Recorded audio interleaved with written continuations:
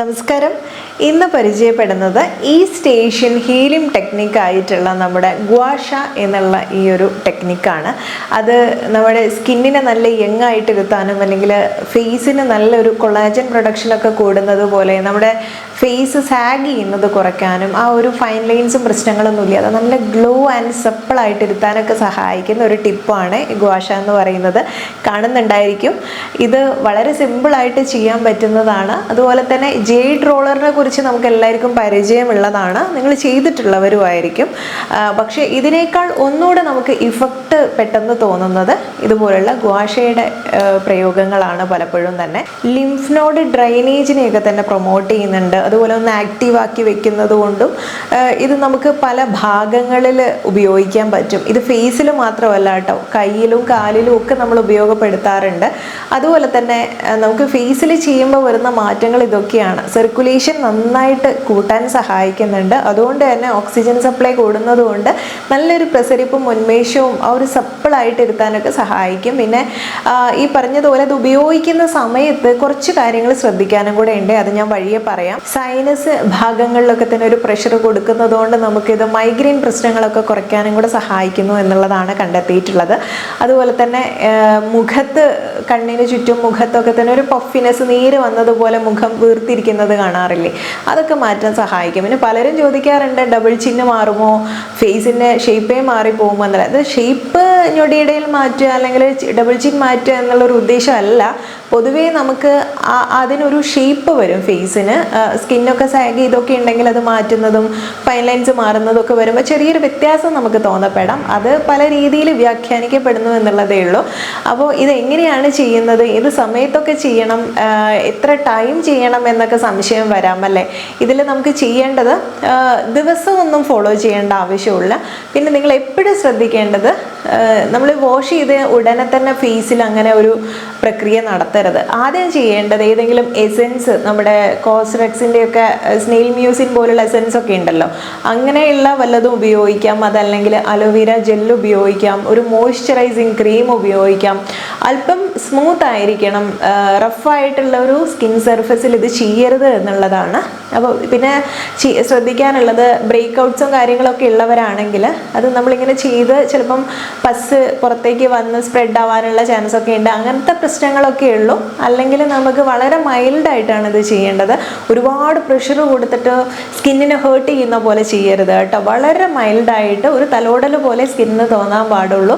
അപ്പോൾ ഇത് നമ്മുടെ ചർമ്മത്തിൽ ഒരുപാടേറെ വ്യത്യാസങ്ങൾ കൊണ്ടുവരാൻ പറ്റുമേ. ഇനിയിപ്പോൾ ഇതൊക്കെ ചെയ്യേണ്ട ആവശ്യമുണ്ടോ എന്ന് ചിന്തിക്കുന്നുണ്ടാവും ഭൂരിഭാഗം ആളുകളും. പക്ഷെ അങ്ങനെയല്ല കേട്ടോ, ആഗ്രഹിക്കുന്ന ചിലരൊക്കെ ഉണ്ടാവും. അധികം ചിലവില്ലാത്തൊരു കാര്യമാണ്, നമ്മുടെ സർക്കുലേഷൻ കൂട്ടുന്ന ഒരു കാര്യമാണ്, ഹെൽത്തി സ്കിന്ന് മെയിൻറ്റെയിൻ ചെയ്യാൻ പറ്റുന്ന ഒരു കാര്യമാണ്. അപ്പോൾ നമുക്ക് ചെയ്യാമല്ലോ, വേറെ ബുദ്ധിമുട്ടുകളൊന്നുമില്ല. അപ്പോൾ അങ്ങനെയുള്ളവർക്ക് ഫോളോ ചെയ്യാമേ. വളരെ നമ്മൾ ചെയ്തിട്ടില്ലേ മുൻപ് ഫേസ് മസാജിങ് എക്സസൈസുകളോ അല്ലെങ്കിൽ ടാപ്പിംഗ് മെത്തേഡുകൾ, ഫേസ് യോഗയോ ഒക്കെ തന്നെ. അപ്പോൾ അതൊക്കെ വളരെ നമ്മുടെ മൊത്തത്തിൽ നമ്മുടെ സ്കിന്നിനെ മാറ്റിമറിക്കുന്ന കാര്യങ്ങളാണ്. അതുപോലെ തന്നെ ഇമ്പോർട്ടൻ്റ് ആയിട്ടുള്ള ഒന്നാണിത്. ഇത് ഫോളോ ചെയ്ത് നോക്കൂ. നിങ്ങൾക്ക് ഓക്കെ ആണെങ്കിൽ കണ്ടിന്യൂ ചെയ്യാം, അല്ലെങ്കിൽ സ്കിപ്പ് ചെയ്തോളൂ. ഇതിൽ നമ്മൾ എങ്ങനെയാണ് ഈ ഒരു ഗ്വാഷ യൂസ് ചെയ്യേണ്ടത് എന്നുള്ളത് മനസ്സിലാക്കാം. ഇതുപോലുള്ള ഒരു എഡ്ജ് ഉണ്ടായിരിക്കും. അപ്പോൾ ഇതാണ് നമുക്ക് യൂസ് ചെയ്യേണ്ടത്. ഈ സൈഡിൽ നിന്ന് നമ്മൾ കുളിക്കുന്നതിന് തൊട്ട് മുൻപ് ഓയിലൊക്കെ അപ്ലൈ ചെയ്യുന്നവരാണെങ്കിൽ വളരെ ഈസിയാണ്. ഇനി അങ്ങനെ ചെയ്യാത്തവരാണെങ്കിൽ അതിന് ചെയ്യണം കേട്ടോ. ഒരു മോയ്സ്ചറൈസിങ് ക്രീമൊക്കെ അപ്ലൈ ചെയ്തിട്ട് ചെയ്യാവൂ. നമ്മുടെ ലിംഫ് നോഡിനെയൊക്കെ ഒന്ന് ആക്റ്റീവാക്കി വെക്കാൻ വേണ്ടിയിട്ടുള്ള കാര്യങ്ങളാണ് നമ്മൾ ചെയ്യുന്നത്. ഈ ഭാഗത്ത് നിന്ന് ഷോൾഡറിലാണ് ചെയ്യുന്നത്. ഇവിടുന്ന് ഇതുപോലെ ഒന്ന് പ്രസ് ചെയ്ത് ഇവിടെ ചെറുതായിട്ടൊരു പ്രഷർ കൊടുക്കുക. അതുപോലെ വീണ്ടും ഇതുപോലെ ചെയ്തിട്ട് ഇങ്ങനെ ഒരു 5 ടൈംസ് ചെയ്യുക. അതിനുശേഷം തിരിച്ചു പിടിച്ചിട്ട് ഇതേ ഭാഗം ഉപയോഗിച്ചിട്ട് ഇവിടെ നമ്മളൊരു 5 ടൈംസ് ഇതുപോലെ ചെയ്യാം. ഷോൾഡർ മുഴുവനായിട്ട് വേണേ. ഞാനിപ്പം ഇങ്ങനെ ചെയ്യുന്നു എന്നുള്ളതേ ഉള്ളൂ. ഓയിലൊന്നും അപ്ലൈ ചെയ്യാത്തതുകൊണ്ട് കൂടുതൽ പ്രഷർ കൊടുക്കുന്നില്ല. അല്ലെങ്കിൽ നിങ്ങൾ പ്രഷർ കൂടുതൽ കൊടുക്കരുത്, മൈൽഡായിട്ട് ചെയ്താൽ മതി.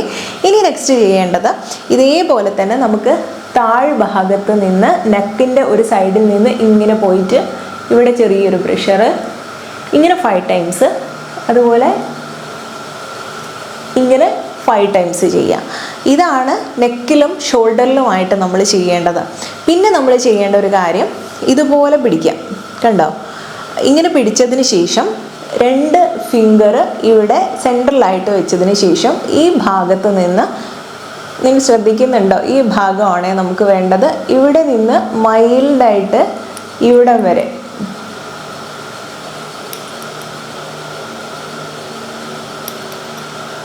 ഇങ്ങനെ ഒരു 5 ടൈംസ്. അതേപോലെ തന്നെ ഇവിടെ 5 ടൈംസ് ചെയ്യാം. ഇനി നെക്സ്റ്റ് ചെയ്യേണ്ടത് കണ്ടോ, ഈ പോർഷനാണ് നമുക്ക് ആവശ്യമായിട്ടുള്ളത്, ഈ പോർഷൻ. അതിന് വേണ്ടിയിട്ട് ഈ 2 ഫിംഗർ തന്നെ നമുക്ക് ഉപയോഗിക്കണം.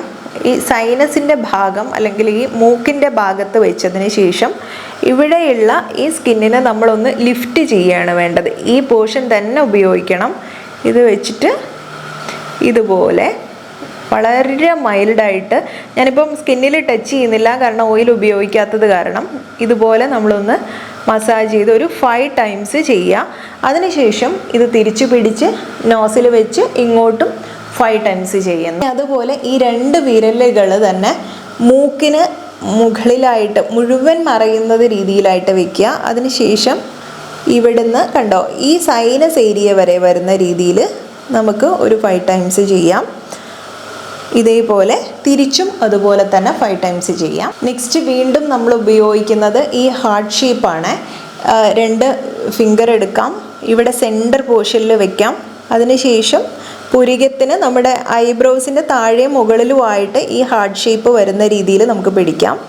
ഇതുപോലെ ഒരു, ഇവിടെയാണ് ഇതിൻ്റെ ലാസ്റ്റ് എൻഡിങ് പോയിൻ്റ്. ഇതുപോലെ 5 ടൈംസ് ചെയ്യാം. ഈ മൈഗ്രെയിനും തലവേദന പ്രശ്നങ്ങളൊക്കെ ഉള്ളവരുണ്ടല്ലോ, കണ്ടിന്യൂസ് ആയിട്ട് വരുന്ന ബുദ്ധിമുട്ടുകൾ, എപ്പോഴും നീരിറക്കം പ്രശ്നങ്ങളൊക്കെ വരുന്നവർ ട്രൈ ചെയ്ത് നോക്കൂ കേട്ടോ. ഇത് നമ്മളൊരു സ്കിന്നിൻ്റെ ട്രാൻസ്ഫോർമേഷൻ അല്ലെങ്കിൽ സ്കിന്നിൻ്റെ സൗന്ദര്യം, ഹെൽത്ത് മാത്രമല്ല ഉദ്ദേശിക്കുന്നത്. ഇതുപോലെ ഒരുപാട് ആരോഗ്യ ഗുണങ്ങളുണ്ട്. ചില ആരോഗ്യ പ്രശ്നങ്ങൾക്കൊക്കെ നമുക്കിതൊരു ഉപകാരമാണ്. അതുപോലെ തന്നെയാണ് ഭയങ്കര സ്ട്രെസ്സായിട്ടിരിക്കുന്ന സമയങ്ങളിലൊക്കെ തന്നെ, സ്ട്രെസ് ഉള്ളപ്പോൾ നമുക്കൊന്നും ചെയ്യാൻ തോന്നില്ല അല്ലേ? പക്ഷേ ഇതൊന്ന് ട്രൈ ചെയ്ത് നോക്കൂ. കാരണം വളരെ കാമായിട്ട്, വളരെ ഒരു ഭയങ്കര ഒരു റിലീഫായിട്ട് നമുക്ക് തോന്നും. ഒന്ന് ട്രൈ ചെയ്ത് നോക്കാം. കാരണം ആ സർക്കുലേഷനൊക്കെ കൂടുന്ന സമയത്ത് നമ്മുടെ ബോഡിയിലെ ചില സ്ട്രെസ് ഹോർമോണൊക്കെ നിർബന്ധിതമായിട്ട് ഒന്ന് ഒഴിഞ്ഞു പോവേണ്ട അവസ്ഥ വരും. അപ്പോൾ നമുക്ക് ചെറിയൊരു ആശ്വാസം തോന്നും. ഇത് ഒന്ന് ട്രൈ ചെയ്ത് നോക്കൂ. ജീവിതത്തിൻ്റെ ഒരു ഭാഗമാക്കി ഇങ്ങനെ ചില ഹെൽത്തി ടിപ്പുകളൊക്കെ നമ്മൾ ഫോളോ ചെയ്താൽ നല്ലതാണ്. പിന്നെ നല്ലതാണെന്ന് ഓർത്ത് ഡെയിലി ചെയ്തിട്ട് ഇതിന് സൈഡ് എഫക്ട്സ് ഒന്നും വരുത്തിയും വെക്കേണ്ട. ആഴ്ചയിലൊരു 2-3 തവണ ചെയ്താൽ മതിയായിരിക്കും. ഞാൻ ഐബ്രോൻ്റെ ഒരു സൈഡേ പറഞ്ഞുള്ളൂ എന്ന് തോന്നുന്നു. 2 സൈഡ് ഇതുപോലെ ചെയ്യണേ. അതുപോലെ തന്നെ നമുക്ക് ഇനിയും ഫിംഗർ ഇവിടെ തന്നെയാണ് വെക്കേണ്ടത്. എന്നിട്ട് നമുക്ക് ഈ ഭാഗമാണ് ആവശ്യം. ശ്രദ്ധിക്കുക, ഹാർട്ട് ഷേപ്പുള്ള ഭാഗമല്ല, ഈ ഭാഗം. ഇത് നമുക്ക് മുകളിലേക്ക് ഇതുപോലെ ഒരു 5 ടൈംസ് കൊടുക്കാം. ഇവിടുന്ന് തന്നെ ഫിംഗർ എടുക്കേണ്ട ആവശ്യമില്ല. ഇവിടുന്ന് സൈഡിലേക്ക് ഒരു 5, ഇങ്ങോട്ടും ഒരു 5 തവണ. ഇങ്ങനെ മൊത്തത്തിൽ നമ്മൾ ഈ രീതിയിൽ ഇത്രയും പോർഷൻ ഫേസിൽ കവർ ചെയ്ത് കഴിഞ്ഞാൽ നമുക്ക് വളരെ റിലാക്സ് ആയിട്ടുള്ള ഒരു ഫീലിങ്സ് തന്നെയാണ് കേട്ടോ ഉണ്ടായിരിക്കുക. ഇത് മൊത്തത്തിൽ ഞാൻ പറഞ്ഞതുപോലെ ഒരു എനർജറ്റിക് ആയിട്ടുള്ളതുപോലെയും ഒരു പോസിറ്റീവ് ഫീലിംഗ് ഒക്കെയാണ് ഉണ്ടാവുക. അപ്പോൾ ഇത് നമ്മുടെ ഹെൽത്തിനും സ്കിന്നിനും ബ്യൂട്ടിക്കും എല്ലാം ഗുണകരമായിട്ടുള്ള ഒന്നാണ്. വളരെ സിമ്പിളായിട്ടുള്ളൊരു കാര്യമാണ്. ഇനി ഇതിന് ഒരുപാട് ചിലവേറിയ കാര്യമല്ല കേട്ടോ. നമുക്ക് ഓൺലൈനിലൊക്കെ വളരെ ഈസി ആയിട്ട് കുറഞ്ഞ ഇതിന് പേയ്മെൻറ്റിന് നമുക്ക് ചെയ്യാൻ പറ്റുന്ന കാര്യങ്ങളാണ്. അപ്പോൾ ഒന്ന് ട്രൈ ചെയ്ത് നോക്കൂ. ബുദ്ധിമുട്ടില്ലാത്ത കാര്യമാണ്, എല്ലാവർക്കും ചെയ്യാൻ പറ്റും. പിന്നെ ഏറ്റവും കൂടുതൽ ഇത് ഫോളോ ചെയ്യേണ്ടത് ഒരു 30-40 വയസ്സിന് ശേഷമാണല്ലോ നമുക്ക് കൊളാജൻ കുറയുന്നതും ഫൈൻ ലൈൻസ് വരുന്നതൊക്കെ. അപ്പം ആ സമയത്തായിരിക്കും ഒന്നുകൂടെ നമുക്ക് പെർഫെക്റ്റ് ആയിട്ട് അതിൻ്റെ ഒരു റിസൾട്ട് കിട്ടുന്നത്. ട്രൈ ചെയ്ത് നോക്കിയിട്ട് റിസൾട്ട് പറയൂ കേട്ടോ. ഇനി ചെയ്യുന്നവരാണെങ്കിൽ നിങ്ങൾക്ക് എന്തെങ്കിലും റിസൾട്ട് തോന്നിയിട്ടുണ്ടെങ്കിൽ താഴെ കമൻറ്റ് ബോക്സിൽ പറയാമേ. അപ്പോൾ നെക്സ്റ്റ് വീഡിയോയിൽ നമുക്ക് നല്ലൊരു വിഷയമായി വീണ്ടും കണ്ടുമുട്ടാം. നന്ദി.